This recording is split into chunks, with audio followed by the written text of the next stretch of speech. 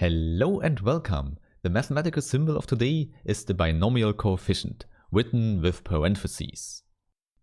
And there, at the top, we find an integer n, and at the bottom, an integer k. Now, usually you read this binomial coefficient as n choose k. We do this because it represents the number of possibilities to choose k elements from a fixed set with n elements.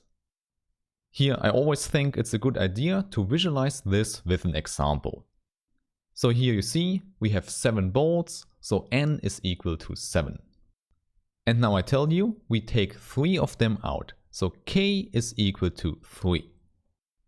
Here maybe one possibility would be to get 2, 3 and 6. And please note here there is no order involved, so we take them out with one pick. Of course, still there are a lot of other examples, maybe 5, 6 and 7. And now the question the binomial coefficient answers is how many possibilities there are. Therefore, I would suggest trying to calculate them. So here you see 3 empty slots that we can fill in with numbers. Now, if we just take out one ball, then we could have any number here in the first position. Hence, counting the possibilities, we have exactly n here. Then for the second position, we take out another ball. However, now the first ball is already gone, so we have exactly n-1 numbers. And finally, for the third position, n-2 numbers remain. Now, multiplying these numbers gives us exactly the possibilities for filling in these slots with the balls here. However, then you might see we have an order involved. Therefore, we have to divide this thing here by the number of orders we have for these slots.